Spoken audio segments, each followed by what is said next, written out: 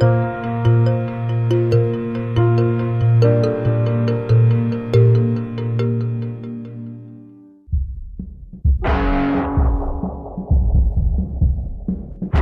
computer hacker group Anonymous is claiming tonight that it took down the website of the Federal Appeals Court in San Francisco this afternoon. They took down Senate.gov servers. They've taken down HB Gary. Sony's claiming they did $150 million worth of damage. So many confidential files that tonight, because of these hackers, can be in the hands of anyone. Visa, MasterCard, the PayPal situation. The criminals who hacked into Sarah Palin's private email. The Church of Scientology says Anonymous is a cyber terrorist group of religious bigots. Anonymous and this other group called Lulz Sec. They seem to be wanting to prove a point. Anonymous kind of was like the big, strong, buff kid who had low self-esteem. And then all of a sudden punched somebody in the face and was like, holy shit, I'm really strong. And Anonymous calls itself the final boss of the internet. And sometimes it proves to be really fucking true.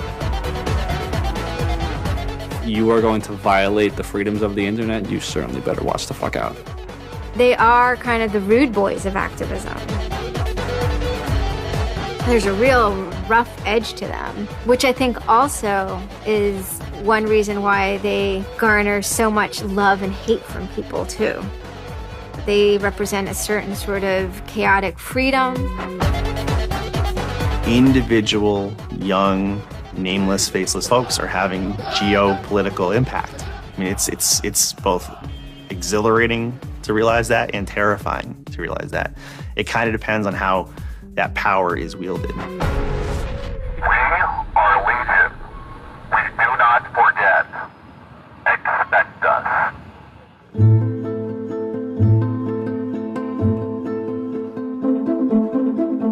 We stand for freedom.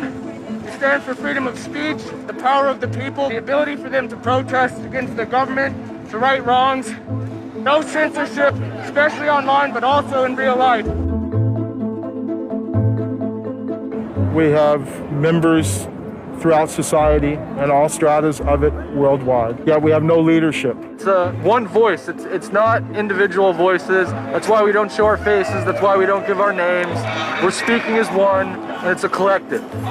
Good timing. I would love to live in a country where the government fears its citizens and not the other way around. But right now, plenty of anonymous actors are in hiding because of fear of reprisals by the government. I've been called many things. There's unpatriotic. That we're just a bunch of children sitting in our parents' basement. I got called a terrorist sympathizer. We've been called kids, we've been called cyberbullies, we've been called hooligans, and sometimes those words aren't entirely unfair, but this is a serious political movement. No one, in the general public really seems to get it. What they don't seem to get is that the ability for Anonymous to be everything and anything is its power. Anonymous is a series of relationships, hundreds and hundreds of people who are very active in it and who have varying skill sets and who have varying issues they want to advance and who are collaborating in different ways each day. They're a little bit like a prism or kaleidoscope. They've got many different facets and many different sides. Of course, when you spend enough time with them, you start to get a sort of feel or texture that's not just random, right? Yet it's very multifaceted, very rich, which does span from the quite lighthearted to the very, very serious. Bob Dylan had a line in a song just saying, to live outside the law, you must be honest. They might do something which isn't technically correct, maybe it's not legally correct, but they're doing it for purposes that in their minds at least are ethical. People who know what they're doing, who share an ethos, who have a commitment to exposing and humiliating the man, who have a very low tolerance of lies and what they perceive as evil on the part of overweening power structures. They share information, they share tools and techniques, and they are currently having a very good time. The hacker culture, as we know it, really sprang from one place. It was MIT, and it was specifically the people in the Model Railroad Club, the Tech Model Railroad Club. Hacking originated as humorous pranks. When the guys at MIT put a Volkswagen up on top of the dome of the building, and people woke up and saw the car up there in the morning, or they measured a bridge by the body lengths of somebody. I would say his name was Brian, and discovered the bridge over the Charles River was, 822 Brians. These are funny things. That's where hacking originated, and it migrated into engineering and computer communities. It's witty, it's pranks. I'm Chris Weishopel, former member of the Loft. We don't necessarily say hacking group because it makes it sound like we're hacking, so we used to call it a hackers think tank. Hacktivism was a term coined by a group called Cult of the Dead Cow. The Cult of the Dead Cow was really kind of sort of like a propaganda type of organization. They had a guy who's the minister of propaganda. They're kind of merry pranksters. Like everything they did was completely over the top. One of the guys there coined the term hacktivism because he saw one of the things his group was doing, which he called hacktivism, was writing software that people in other countries could use to communicate securely, even if their government was spying on them. So the principle was really, it was freedom of expression. It was everyone should have access to the internet. Everyone should be able to communicate and get their message out on the internet. Even more important in countries where there was repressive regimes, that if you said something against the regime, they would come and take you away, and you weren't saying it anymore. Just like in traditional activism, it spans the full gamut from sit-ins or pickets to actually spiking trees and pouring sand in, the engines of construction vehicles. I mean, there's real sabotage. The same thing does all fall under the hacktivism label. There is a spectrum. There's sometimes a strong anarchist flavor to it as well. It's resistance to authority and those who would impose groupthink and group behavior on people, which was rightly perceived to be a consequence of the digital revolution as it was used by people in power to do hacking on behalf of righteousness and to redress the grievances of the world. Lance lowered Don Quixote on his horse, nag though she was, flying at the windmills of modern life. Anonymous grew out of what's known as 4chan. And essentially, this is just a website where people can upload images and you don't actually give your name. It's just sort of anonymous. When you look at 4chan, you're often surprised because it looks like a site from like 1995 or something. The idea is very simple. You post a comment and you post a picture. And you can post under your name or anonymously. And it's separated into boards about particular topics. So there's topic on anime, there's topic on weaponry. There's like a 4chan board for origami, and you just upload interesting pictures of origami.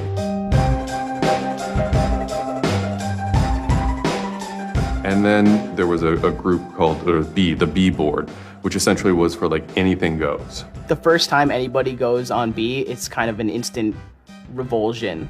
Because there's never a time that you go on there where you don't see something horrible. That instantly puts off a lot of people. The idea is post something that can never be unseen. Half of the posts on B are there specifically to make people not want to come back to B. It's what you get when people are allowed to express themselves with absolutely no restrictions whatsoever. It's the kind of sum of human imagination when people can get together and think together without any limits or parameters. It's the most vile, disgusting, and funny thing on the internet.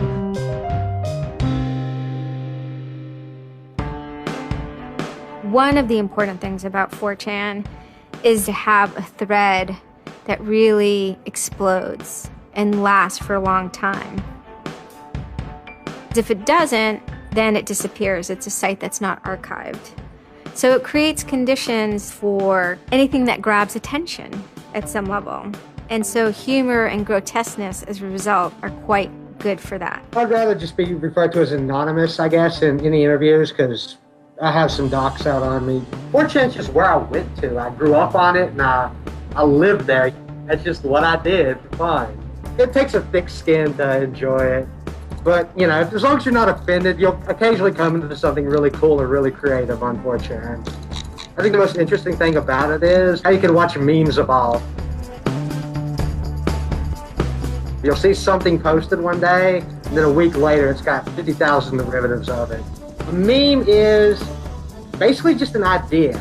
It's kind of like a gene, but in the realm of the idea. A lot of the great internet memes that we all know and love, you know, lolcats, right? You know, little cats doing funny things, and then they have, you know, Icon has cheeseburger, right? All that stuff seems to start in this like petri dish that is 4chan B-board.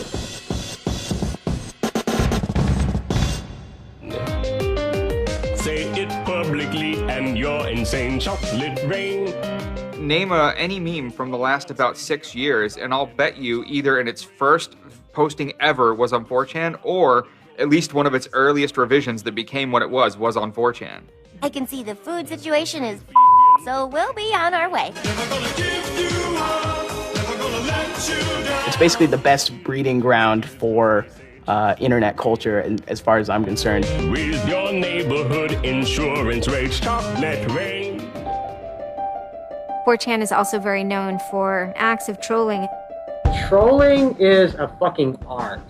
Trolling is getting the person you're talking to get as pissed off as they possibly can, and for no reason except for your own enjoyment. Maybe you're trying to illustrate a point, but it's mostly for your own enjoyment.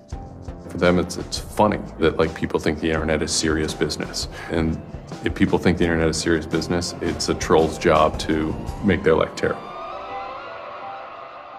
The idea of anonymous came initially as a joke. I mean, somebody suggested that what if the whole site, what if 4chan, what if B was just one person? And what if that's just one guy called Anonymous sitting somewhere and you're just reading all these posts by one guy? And it kind of looked like that from the outsider's perspective. I mean, there's no way to tell the difference. It might as well be one guy. Fox News did a very famous segment about it. They call themselves anonymous. They are hackers on steroids, treating the web like a real-life video game, sacking websites, invading MySpace accounts, disrupting innocent people's lives. And if you fight back, watch out. Destroy. Die. Attack. Threats from a gang of computer hackers calling themselves Anonymous. I've had 7 different passwords and they've got them all so far. Anonymous hacked his site and plastered it with gay sex pictures. His girlfriend left him. She thought that I was cheating on her with guys. As long as I can think back, Anonymous have done some pretty off-color things in the name of getting cheap laughs, you know. But, I mean, that's part of the culture. They get what they call lulz. Lulz is a corruption of LOL, which stands for laugh out loud. Anonymous gets big lulz from pulling random pranks. For example, messing with online children's games like Habbo Hotel. Habbo Hotel was this online community where you had an avatar and you walked around and talked to other people. It was kind of like an early version of, you know, World of Warcraft or Second Life or any of those virtual worlds. What the people on B did was invade Habbo Hotel, created, you know, thousands of avatars. They all had this one uniform of a black guy with a big afro wearing a black suit. And so there would be thousands of these people, black guys, black suit, you know, huge afro, walking around this world, and they would do things like form a swastika out of themselves. And I think that was a real landmark because it was when they were able to see that, you know, they can use their numbers to do something really interesting and really disruptive. So we blocked the entrance to their pool, and that just pissed them off so fucking much. It was fucking beautiful. That was fucking just wonderful. Wonderful times. Those kids love that pool. They love the shit out of their pool. The goal was actually to offend everyone, simply because the idea that we could offend you by drawing a little shape on the screen was stupid to the people involved in it. They were like, really? You're going to get that mad over us just drawing this on the screen? Wow. Well, you need to refocus a little on life because this should not be upsetting you that much. All these different organizations online, whether it's 4chan or just any website, there's typically a community aspect to it. This is where people have their social relationships. This is where their friends are. This is where they have a creative outlet. And so all those aspects are going into groups like Anonymous, where people feel like they're part of a bigger thing and they're able to express themselves within that group. There were certain words, certain phrases, certain ways people respond to things, certain images that were posted that created a pattern, and that pattern was, I guess, the origin of what is now Anonymous. It's like Freemasons with a sense of humor, in so much as they have this common symbology, and one of their chief joys, which is kind of wrapped up in power and secrecy, was the fact that they could recognize each other by referencing these symbols, referencing these phrases. Over 9,000. It's over 9,000! I lost my iPod. Mudkips, anything involving mudkips. So you have this weird sort of international culture developing with people, across the world, wherever they may be. In late 06 and, into early 07, there's a bit of a sea change where instead of just posting a bunch of content or randomly saying we're going to go over to some website and post a bunch of dirty comments against someone, it becomes a little more organized. Welcome to the Hal Turner Show. They went after a guy named Hal Turner. I am being discriminated against because I'm white. Hal Turner was a neo-Nazi who was, big online and had a podcast. I think that the 14th Amendment was not ratified properly, and I think, therefore, it is still okay to have Negroes as slaves in America. The first time I heard about Hal Turner is he was knocking somebody on 4chan.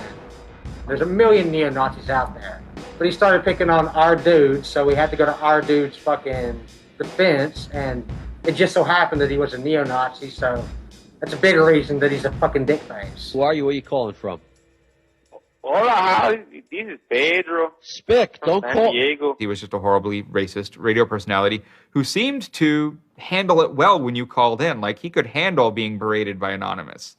And that made it very interesting. It made it a bit of a challenge. It wasn't some guy who just either crumbled or stopped answering the phone. It was a guy who would yell back. Hal Turner wasn't the first, actual person that, Anonymous had caused trouble for, but the circumstances ended up being significant. They DDoS'd his website, stuff like that, costing him thousands of dollars, bandwidth fees. Denial of service has been around for a long, long time. The equivalent of if you, for some reason wanted to disrupt a bus service, right? You can hire 1,000 extras to all go and line up at the bus station, right? And get on the bus. And so that anyone who was really trying to get on the bus couldn't do it, right?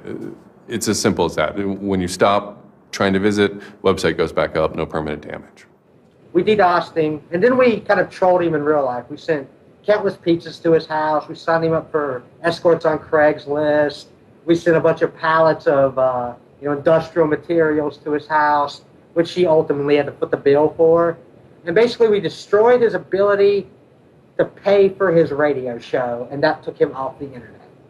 And then they ended up getting some real hackers to help them out. This wasn't sort of pranks. They actually were able to get into Hal Turner's private servers and his mail servers and find some interesting emails that he was serving as an FBI informant, which, if you're a right-wing neo-Nazi, is not a good thing to be. And obviously him being an FBI informant and also his reaction, his sort of douchebaggy reaction to the raids, damaged his credibility within the white nationalist scene, which is a shame. Hal Turner's gone. He's been prosecuted by the feds for threatening judges. What follows is a period of confusion and anger in which, the original Anonymous people, the sort who want to keep Anonymous as this nihilist little, ridiculous group, are upset that now, that the most terrible thing on the internet is now becoming a force for good all of a sudden. I'm Mike Vitale, and my handle is Seth Dude. Now, this is January 2008. Anonymous is strong now. We're not a little dinky fucking group anymore. This is millions of people worldwide, and we're watching. And then Scientology stepped in with a big target on its chest. A video came out of Tom Cruise. It was supposed to be an internal Scientology video, talking about secrets of Scientology. Being a Scientologist, when you drive past an accident, it's not like anyone else. As you drive past, you know you have to do something about it because you know you're the only one that can really help. It talks about you're the only one who can stop, bad things from happening. And so this is kind of widely mocked online.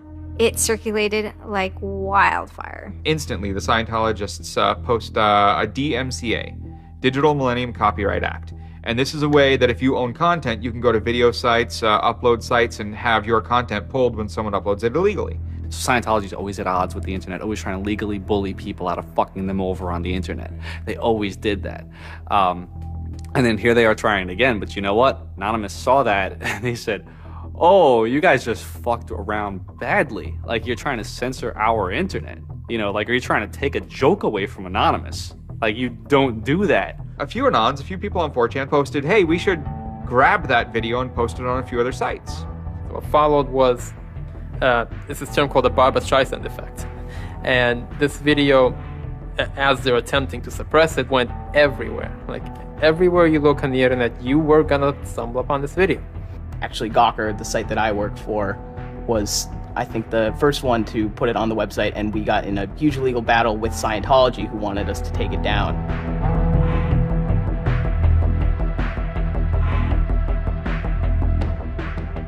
Scientology is an interesting target because in some ways it's the perfect inversion of what geeks and hackers value.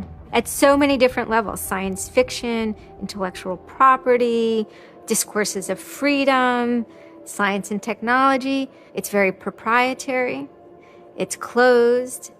And so in some ways, if you had something like a cultural inversion machine and you stuck geeks and hackers in there, you'd get something that looks a lot like Scientology.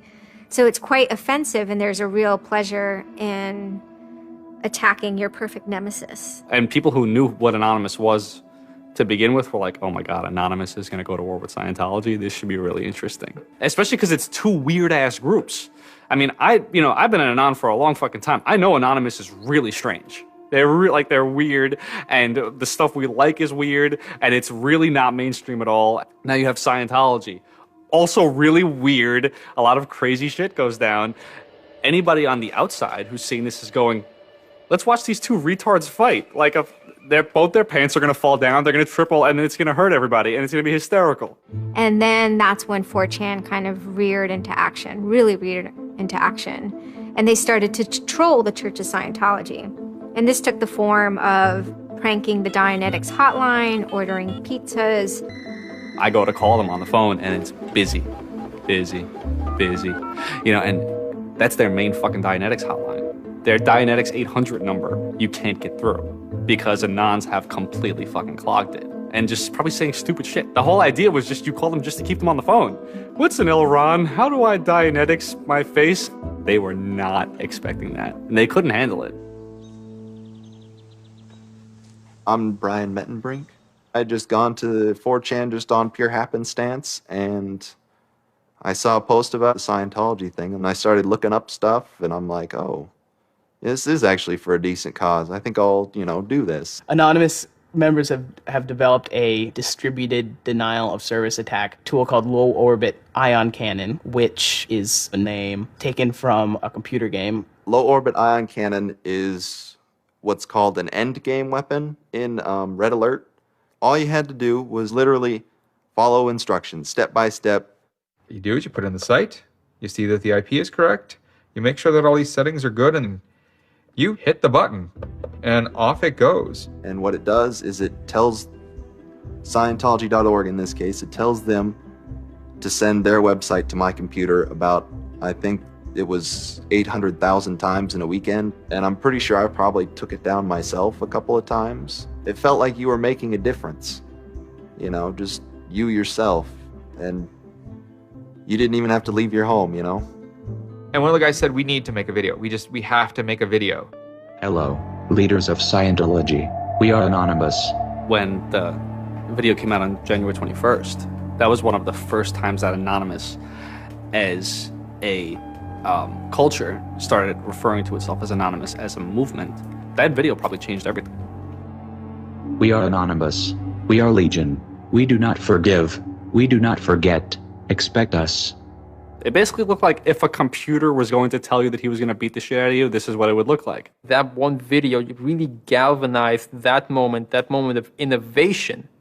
That's exactly like with that video, internet activism, as it's known today, was born. And you just see this consensus forming that it's going to happen. So we made the code of conduct. Don't bring weapons. Dress accordingly. Cover your faces, because they will try and find out who you are and screw with your life. Rule number 17. Cover your face.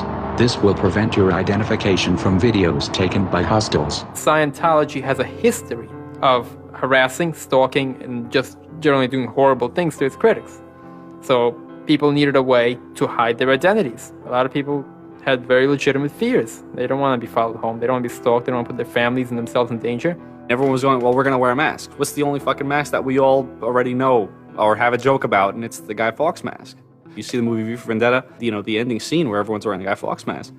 That is very reminiscent of what Anonymous thinks Anonymous is.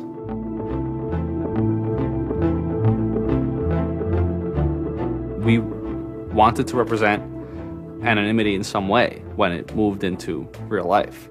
I think that the Guy Fawkes mask was one of the most natural things to happen. It is the idea that none of us are as cruel as all of us. You have this massive crowd of people who are anonymous that is going to fight against a bigger thing and win. Even after watching the video, it's like, yeah, this is great, but who's actually gonna do it? Who's gonna step up? Are people actually gonna get out of their house? And I guess we were really affected by the stereotype of that whole community, they're being internet nerds, that too afraid to leave their mom's basements. No one thought that they were gonna come out. This is me on the way there. I haven't slept. I'm very fucking tired. And I remember going to the park that day, and it's really fucking early in the morning, which I thought was a bad idea. And I'm smoking a cigarette, and I'm looking around like, where the fuck is everybody? There's nobody here. So here I am, sitting in Bryant Park, waiting for the other announce to show up. I remember thinking like, oh fuck, like, am I gonna be the only one in the park? Am I gonna walk to Scientology with fucking 6 or 7 people? Which totally defeats the entire purpose of this, because now they could single me out, Then I get up and I start walking around and I see there's a lot of green balloons over there for some reason. On the other side of the park, there was like fucking 200 people. There was Guy Fawkes masks everywhere. And I'm like, holy shit, this is huge. There's a fucking lot of us. That's pretty good. I had no idea how many Anons there were until we started moving. And it just fucking got bigger. I remember walking through Times Square, and everybody in Times Square was an Anon. This is like a fucking 1,000 person per fucking minute foot traffic area. And everywhere I'm looking, I'm seeing fucking Anon symbols. It was fucking wild. It was really wild.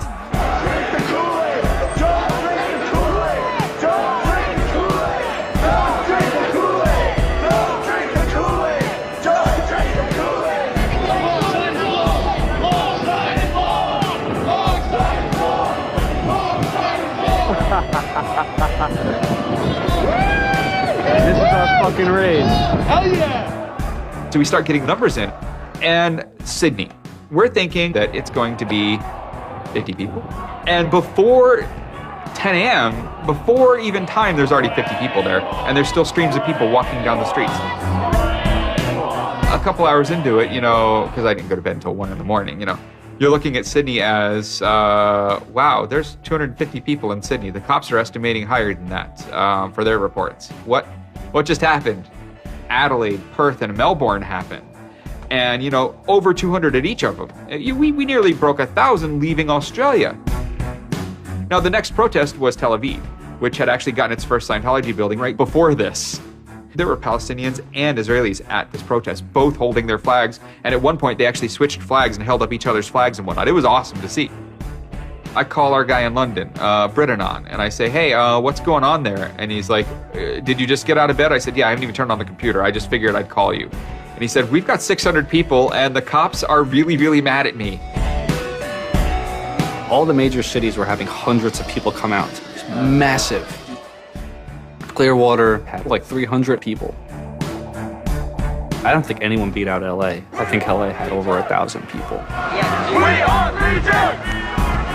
We are Legion! The thing that happened was something completely different, and hundreds of people from every city just swarmed the streets. It was kind of overwhelming, a little even scary, but scary in a good way. Soon, we're at around the 10,000 mark, and we were joking the whole time, over 9,000, one of those memes. It was too surreal. It was not believable. You go by what name? We are Anonymous. It was very empowering, especially after people saw the thousands of people showing up. This was it. We owned the world at that point. We all met each other. The idea of an Anon is you're fucking alone until you get to 4chan, and then these people all think like you, And all of a sudden, you're not alone. You are with fucking 500 others, They all know the same jokes as you. They all clearly have similar interests as you. Here's your culture. You meet your own people finally. It's perhaps a little surprising. It's not just preteens or teenagers. There's a far more even mix of males and females than you would imagine otherwise. And there were a lot of these so-called guys who weren't socially good. They were very awkward. They still lived at home at 23, half of them virgins. And I'll tell you, the amount of those people who got laid from these protests happening is in the thousands that would not have for years probably. That's why those protests were so important. It was a chance to finally meet other people that were previously anonymous and unknown, and hence it was the moment of the end of their anonymity. Scientology, they kind of fought back, so to speak. They posted stuff online. While claiming they are peaceful, in less than 3 weeks, anonymous members made or encouraged 8,139 harassing or threatening phone calls, 3.6 million malicious emails, 141 million hits against church websites, 10 acts of vandalism, 22 bomb threats, and 8 death threats against members and officials of the Church of Scientology. They wanted to find me. They did. They hired PIs. They started taking pictures of us, threatening to sue us. I did the whole low orbit ion cannon stuff, and then I pretty much just went about my life after that for, I think it's 6 months, and then the FBI showed up here at my parents' house. 2 men got out of the car and took Flashed their jackets off and laid their guns on the front seat and came up to ask us if Brian was home and explained that they were the FBI and they were looking for Brian, and I've never been so scared. I did the second most damage is what Scientology said. I sent the second most out of everybody. So I got the maximum for my category, which was 1 year in prison and 1 year supervised release. I think, the way I feel is for what I did was one of the most lopsided punishments I've ever read about or heard of. Yeah, I think it's ridiculous, especially the year supervised release where I can't touch a computer for a year. I'm not sure what that's supposed to solve except make my life difficult. So that computer behind me back there, I could go back to prison if I went over and touched it. I'm very proud of what he did. He stood up for what he believed in. I never would even dream of hurting anybody, It's just not me.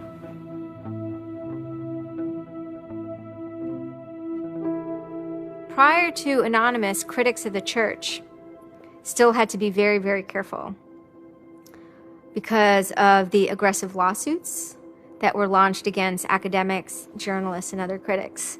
I would say that era is over. And Anonymous, more than any other sort of intervention, is probably responsible for that change. This actually caused a decent rift in Anonymous. There was one big group, significant group of people who would say, this Chanology stuff, it's cancer, it's awful, it's bad, it's just bringing attention to us that we don't want. One Anon said it well once. There is no leader. Their ops have momentary leaders, de facto leaders. Almost through meritocracy, there's more respected or more persistent participants. Some people participate in a single operation and are never heard from again. It might even be a housewife who just, agrees with that political statement or that protest. I like to describe this with the picture of a bird swarm. Everybody's flying very, very quiet. Suddenly, one bird flies into the other direction and the mass fly into the same direction, following that person. It's totally okay to say, I'm sorry, I don't take part. When Chronology was running full force, it was like a kid stretching for the first time and actually seeing the real power. If you had asked me all throughout 2008 and most of 2009, is the politics of Anonymous always going to be sutured and hinged to the Church of Scientology? I would have said yes. And it became unsutured, unhinged, when a different political wing was born in 2010.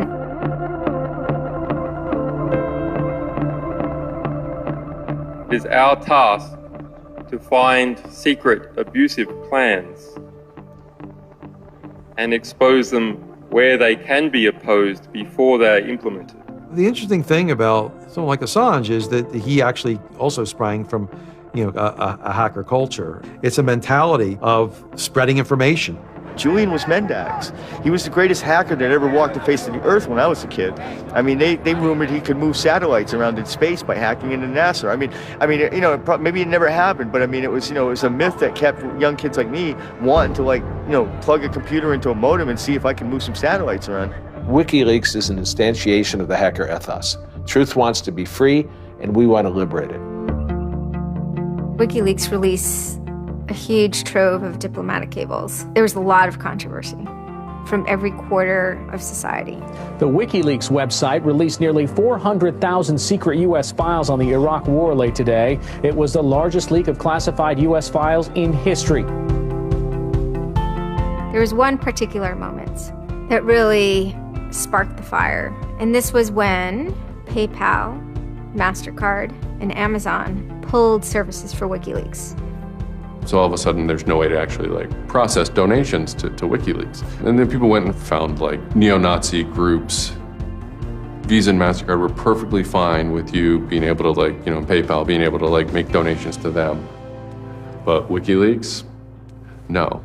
I think WikiLeaks is doing a good thing. It's just a total hypocrisy. They got their little fucking banking mafia to fuck, WikiLeaks over. People were incredibly angry. There was a real sense of rage. Anonymous DOSed PayPal. They were pissed. The numbers of participants were massive. And they managed over the course of a couple of days to disable the websites of MasterCard and PayPal. It was beautiful. Because what you had is people finally stood up for something.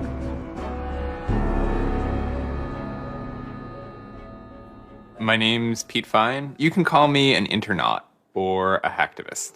Telecomics is an ad hoc cluster of volunteer net activists who have spent much of the last year trying to keep the internet running in the Middle East. In kind of the lead up to the Egyptian revolution, we would tweet on people's behalf. We would get people from Egypt who were unable to access Twitter on their own on our IRC network, and we would take reports from them and tweet them out using our account to kind of help them get the word out about what they were experiencing. Some of this shit is personal. And one of the things about the movement as a whole, when Egypt rolled around, is that Egypt broke us emotionally. Watching in real time with live feeds that we helped set up, Egyptians get massacred with machine guns. It was different, and I have never in cyber activism wept before. It's never bothered me like that. It's never been able to touch me the way Egypt touched me. And then January 27th, January 28th rolls around, and the Egyptian government starts shutting down the internet. I mean, just for the whole country. There's this fantastic traffic graph that you can see the traffic coming out of Egypt, and it looks like, you know, like this, and it goes like that. Just totally stops. And we were just shocked. I mean, we were just like, what the fuck? Like, what the fuck? To think that a country would completely cut itself off as much as it was able to from the outside world was pretty unthinkable. You know, we know bad things go on in the dark places. That's the kind of thing that could start riots.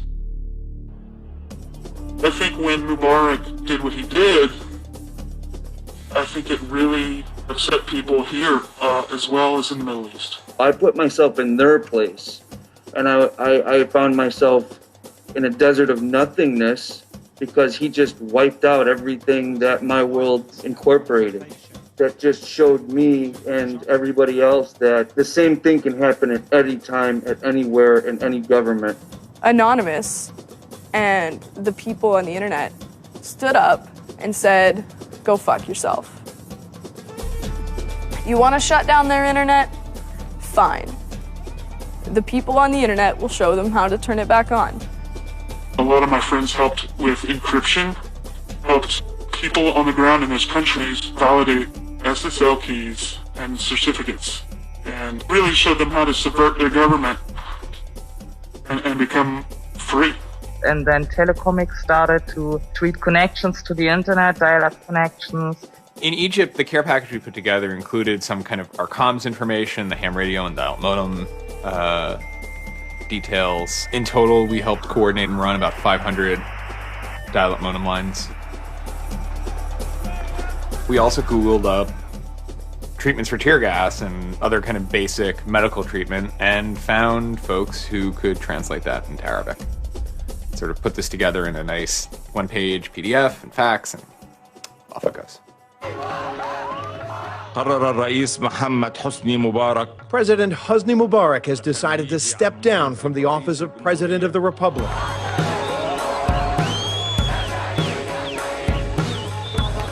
When Mubarak left, it was a hell yeah moment. People can rise up. People can make a change. And I think for a lot of people in America, it was the first time they had seen people rise up and take down their government and say, we're sick of this shit. We're sick of the oppression. We're sick of living as slaves to your power. We had Egyptians come thank us as we're doing this stuff, and I said to them, like, look, you guys just get our back if stuff goes down here. It's a revolution that was facilitated by the internet, by Facebook and by Twitter. Not caused by it. I mean, 50 years of dictatorship has caused the Arab Spring. But the internet has certainly been helping. Although it was awesome and it was one part we were fighting for me it was quite clear that it's not the end of the story. That it's not suddenly changing into rainbows and nine cats or whatever, but that we now have to watch even more. Suddenly on February 5th, Financial Times article comes out that we all see. It's quoting this guy named Aaron Barr, who's the CEO of HP Gary Federal, which is an intelligence contractor. And Aaron Barr is telling his Financial Times journalist, Joseph Min, that he's been secretly monitoring the AnonOps server where all this is going on, and has done so for several weeks, and using his own custom brand of information operations techniques, has managed to identify the alleged leadership of Anonymous, including 25, quote, lieutenants, unquote, some sort. We have to see this document. Everyone wants to know. We don't need to destroy him. We don't need to destroy his company. So they get it. It was unbelievably easy to get into that network. Now, to put that in hacker terms, Anonymous is a hornet's nest.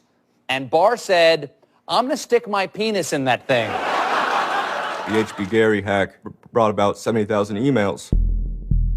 Probably the most important ones had to do with a proposal that HB Gary had already formulated. It was packaged up as a nice PowerPoint presentation. Kind of act as privatized agent provocateurs, where they were going to discredit WikiLeaks. HB Gary was proposing submitting fake documents to WikiLeaks, and then when discovered as fake, the error could be called out and it would discredit WikiLeaks. Right. So there's a lot of like specifics that I can't talk about. So let me try to answer that though in a general sense.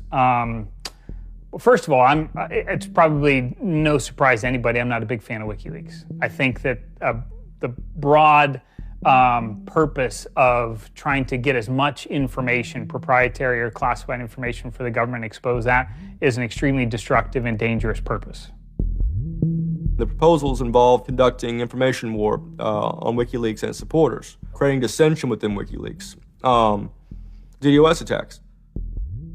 You also wanted to launch cyber attacks on WikiLeaks infrastructure to get information on document submitters. One thing I guess I want to make sure is clear is, none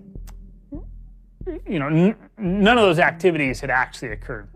In business, there's, when you start proposing or thinking about an idea, there's a brainstorming phase. And somebody says, well, what if, what could we do? What's theoretically possible? Well, still, this was an idea. This was proposed. This was something that you thought about. Right. They also wanted to go on a campaign kind of targeting Glenn Greenwald, who's a reporter for Salon, who's an outspoken kind of critic of the government and supporter of WikiLeaks. It seems like you're trying to attack a journalist here. Yeah, and I don't want to talk too much more about Glenn Greenwald, but other than, what I previously said is, there was never an intent to attack journalists, not on my part. I guess I should say, I should generalize that and to say that, I would never just outwardly attack a journalist, other than if I felt that there was a journalist in my mind that was acting unethically, that, that's a fair game for having a public discussion about. They were walking a very fine ethical line at points, and in many cases, the mass opinion is, no, they stepped well past it. I will not support broad theft of information released to the public, because that's nothing but destructive. If somebody has information that's been stolen from them, and whether or not WikiLeaks encouraged the theft of that, or whether or not it was just put in their lap, still they're threatening to release the information that is the private property of another organization.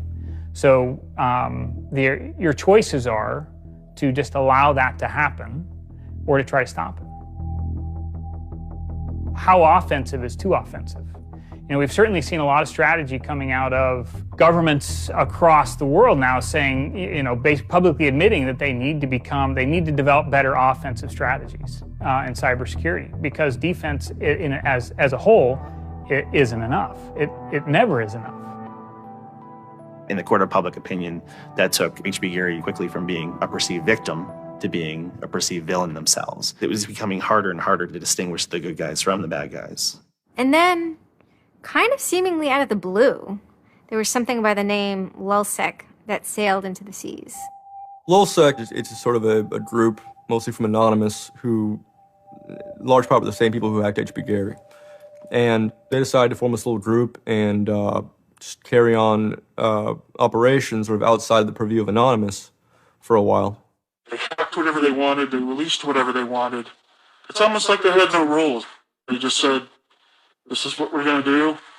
We're going to stir up the cart. We're going to make some trouble. We're going to make some waves. And they did. The majority of time, the majority of Anons are not doing anything particularly illegal.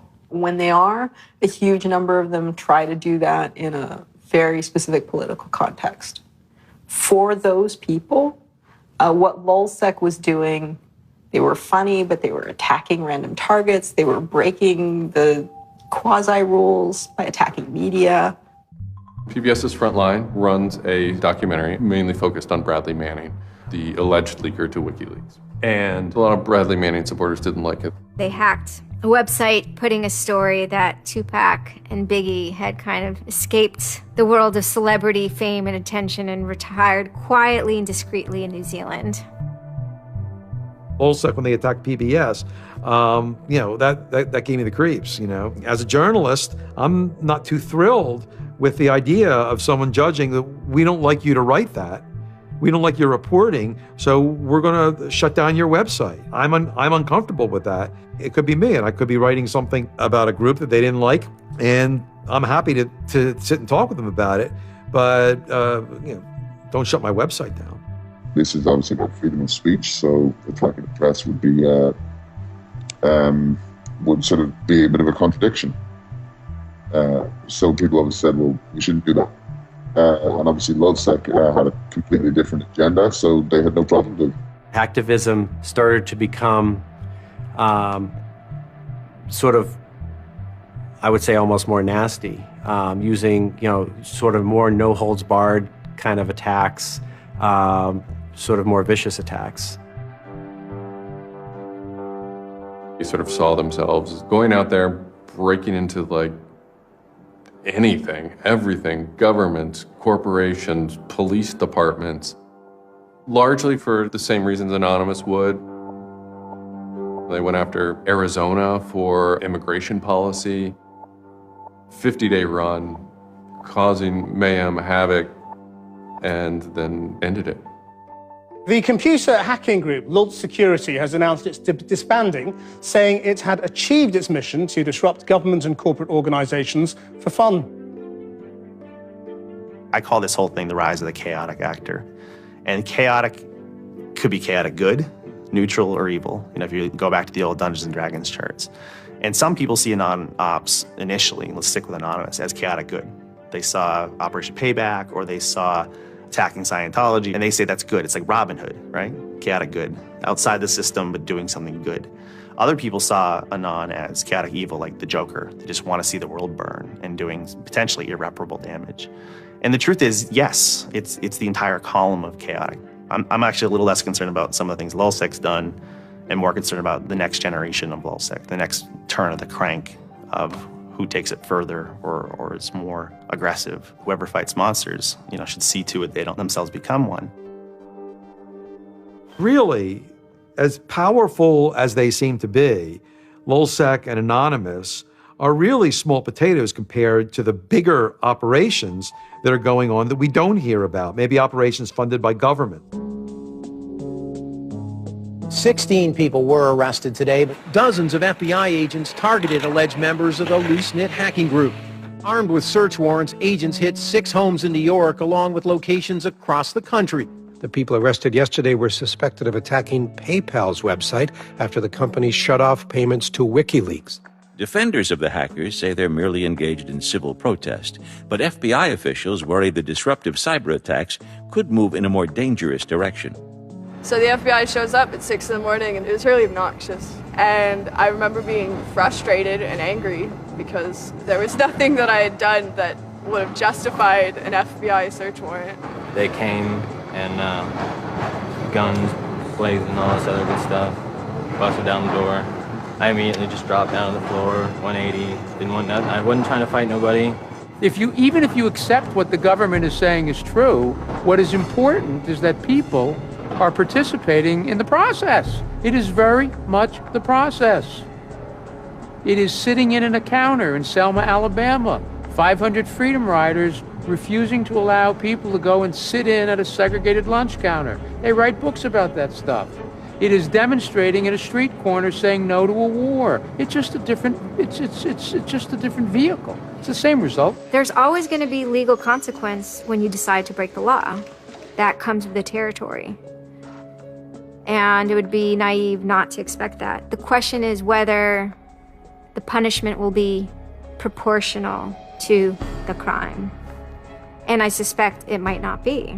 People will be watching very closely to see how these cases proceed, on what grounds, and whether there's any room during the trials to think, especially of the denial of service attacks, as a legitimate form of protest. So much of our lives are now configured, at least in part, on the internet. So we better start thinking about how we claim parts of the internet as spaces that we can also protest in. There is a certain online culture that believes in certain values, like freedom of expression. They're against corruption. They're against governments controlling their citizens. And when they see those values harmed in some way by some organization, the hacktivists strike back. I don't think this whole issue is a technical hacking thing. This is more about, human philosophy and psychology. What's motivating us? Why is there so much unrest or disenfranchisement or anger that would lead people to want to take matters in their own hands and join these? Whether you think it's bad or not is irrelevant. It's not going away.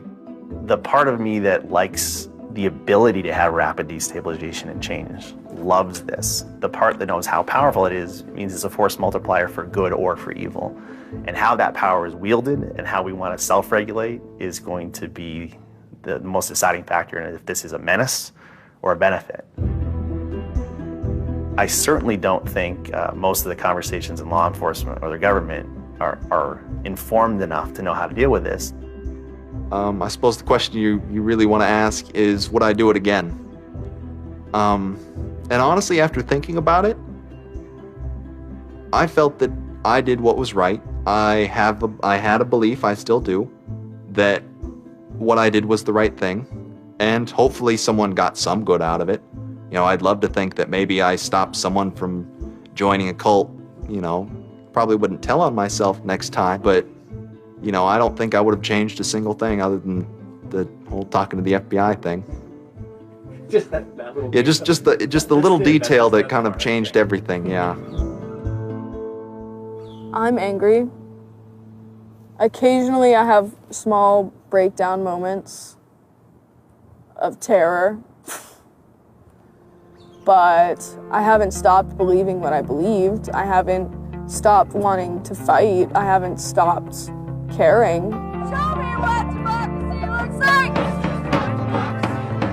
Show me what democracy looks like! There's a lot of people in Anonymous who feel very deeply and very sincerely about their contribution towards democracy around the world. And I think that's one of the main things that I'm most proud of about Anonymous. There are things that I'm not proud of about Anonymous, but we stand against censorship and we stand against oppressive governments, even our own. It's a very noble thing. And history teaches us that change simply doesn't come with flowers. It doesn't work. No? If they say I'm a criminal, damn, well, then I will be one. I don't care if you're a Democrat or a Republican or an independent, or if you like Ron Paul, or if you worship pigeons or Scientology, or if you're Catholic or atheist or Methodist. I don't care about that. Your opinion matters. I don't care if I disagree with it. I don't care if I hate your guts. Your opinion matters.